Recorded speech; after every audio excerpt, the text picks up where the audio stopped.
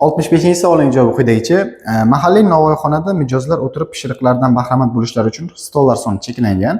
Agar novvoyxonada yarmidan ko'p to'lgan bo'lsa va novvoyxonada 10 ta stol mavjud bo'lsa, quyidagi fikrlardan qaysi biri to'g'ri bo'lishi mumkin emas?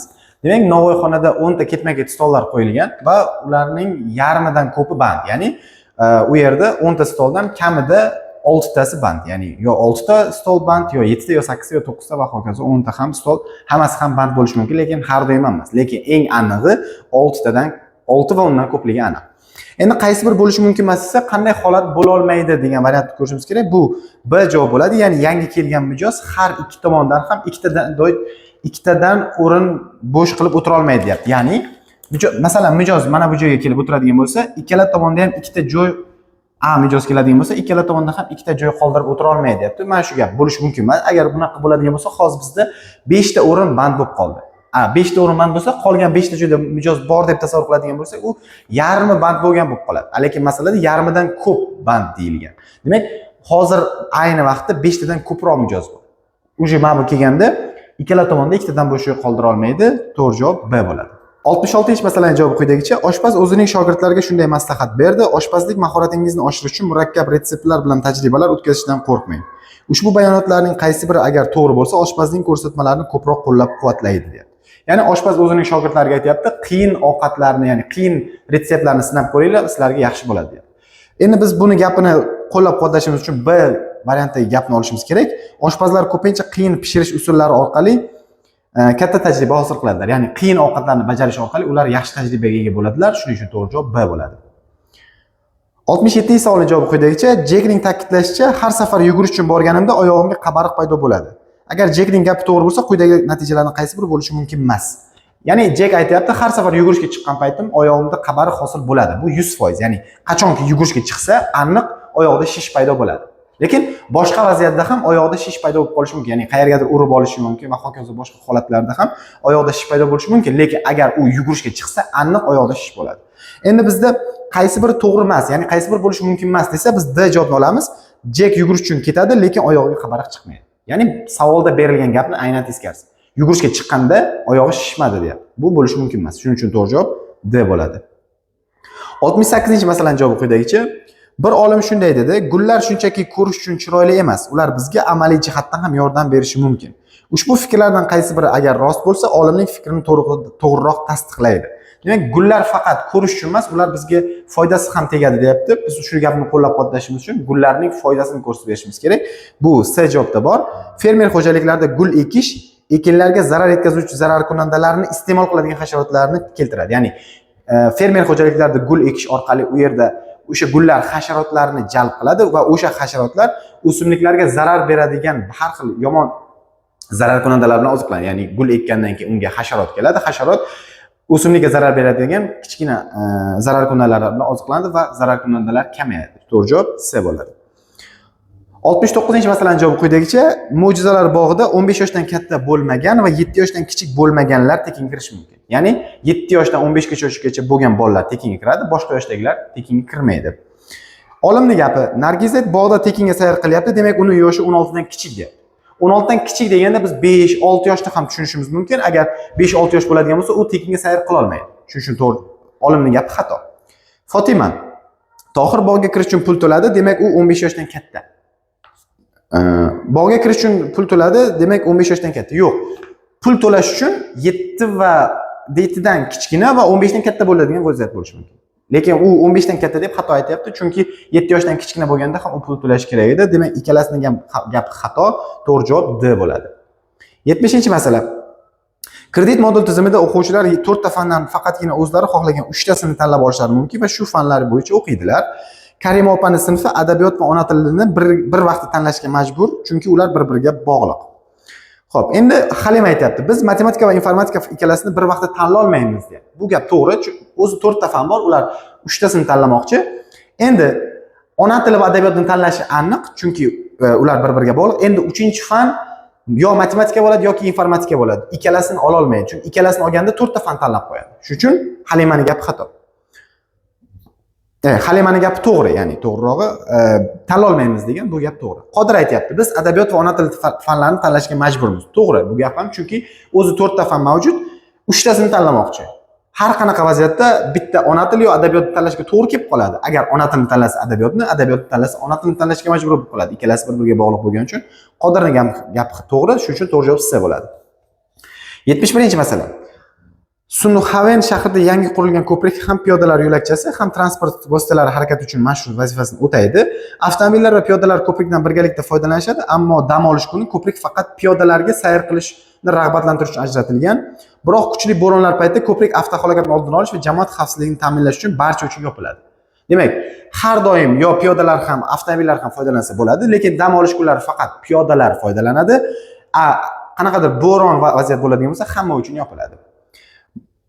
Amanda aytayapti, Muxtor kecha ko'prikdan o'ta olmadi, demak kecha bo'ron bo'lgan deyapti. Yo'q, noto'g'ri bu gap, chunki kecha Muxtor mashinada bo'lishi va kecha dam olish kuni bo'lishi mumkin.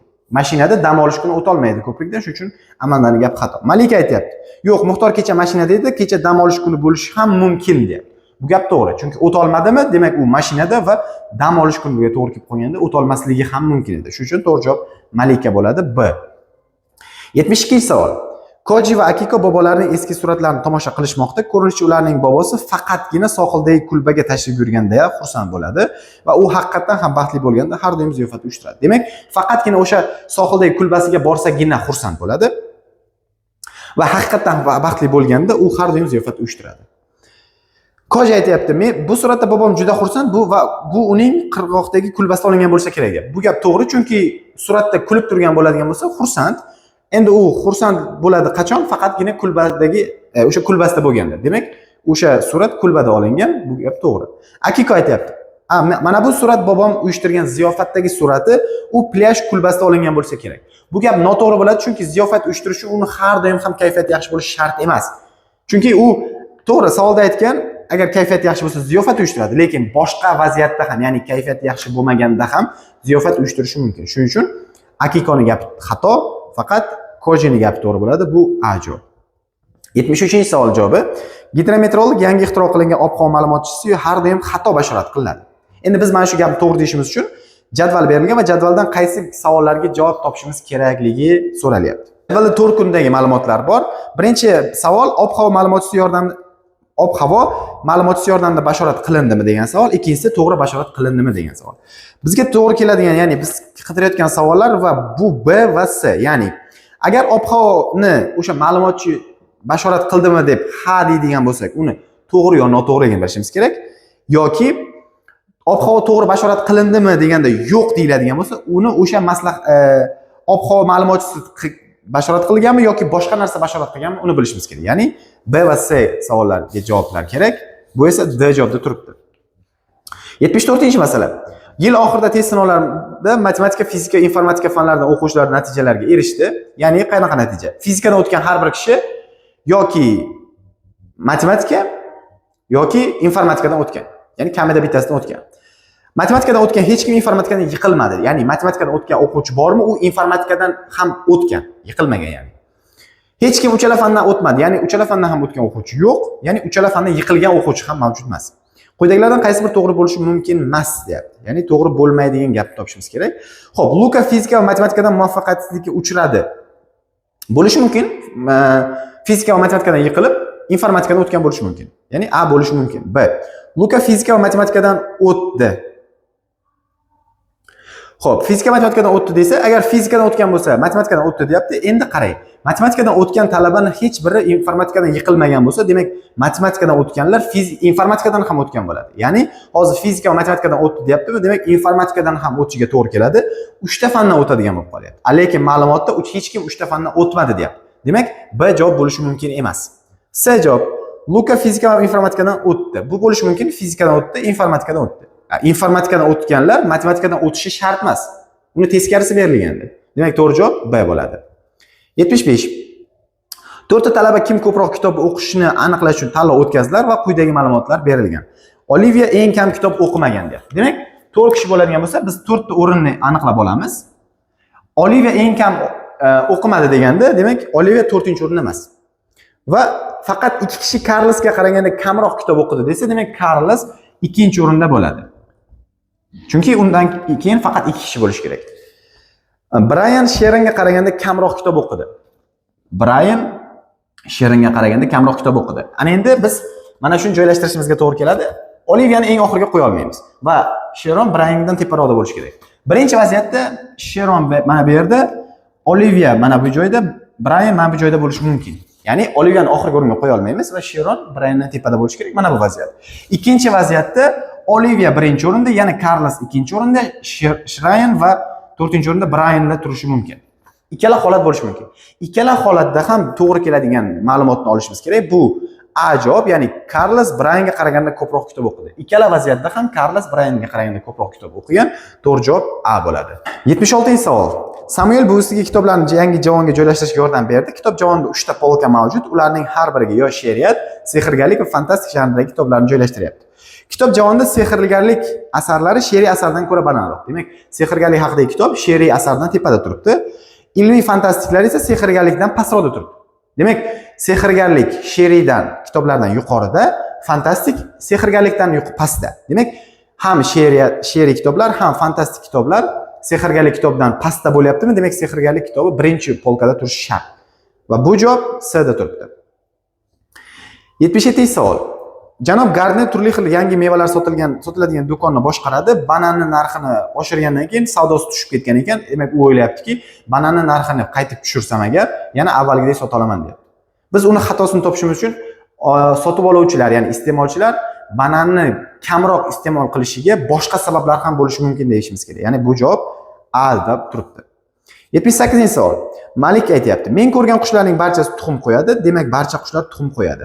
Bu gapni xatoligini ko'rsatadigan javobni ko'rsating deyilyapti. Demak, biz hamma qushlar ham tuxum qo'yadi degan gapni inkor qilishimiz kerak. Bu C javobda turibdi, ya'ni suti emizuvchi qushlar ham bo'lishi mumkin. Ya'ni agar qush suti emizuvchi bo'lsa, u tabiiyki tuxum qo'ymaydi. Shuning uchun to'g'ri javob C bo'ladi. 79. Raqs bo'yicha murabbiy Nargiza opa raqs to'garagida kechikishlar soni ko'payganidan xavotirda, o'tgan yilgidan ko'ra bu yil ko'proq kechikish bo'lmoqda. Nargiza opa aytayapti: "Bu juda yomon holat. Men to'garakdagi kechikib keluvchilar bo'yicha nimadir qilishim kerak. Chunki bolalar ko'plab yangi narsani o'rganmasdan o'tkazib yuborishmoqda." Nargiza opaning xavotiri shunday iboratki, agar o'quvchilar kech keladigan bo'lsa, ular yangi narsani o'rgana olmaydi, deyapti. Biz uni xatoligini ko'rsatishimiz uchun yo'q. Bolalar kech kelgan taqdirda ham yangi narsa o'rgana olyapti degan gapni ko'rsatishimiz kerak. Bu javob D da turibdi. Ya'ni raqs to'garakdagi bolalar kechikib kelgan vaqtlar uchun darsdan keyin yana qo'shimcha qolib, ya'ni o'rgana olmagan narsasi, ulgurmagan narsasini o'rganish imkoniyatiga ega bo'lishmoqda. To'g'ri javob D bo'ladi. 80-savol. Odatda mashinalarning yoritgichi ikki xil vazifani bajaradi. Birinchisi tunda yo'lni yoritish bo'lsa, ikkinchisi qorong'uda mashina kelayotgani haqida boshqalarga xabar berish. Endi Karim aytayapti: "Mashinaning yoritgichi ishlamayapti, demak men mashina hayday olmayman", deyapti. Biz uni xatoligini ko'rsatishimiz uchun yo'q. Qandaydir vaziyat bor, unda mashina hayday olasan deyishimiz kerak. Bu javob D. Ya'ni Karim kunduzi yoritgichlarsiz ham bemalol foydalansa bo'ladi mashinasidan. To'g'ri javob D bo'ladi.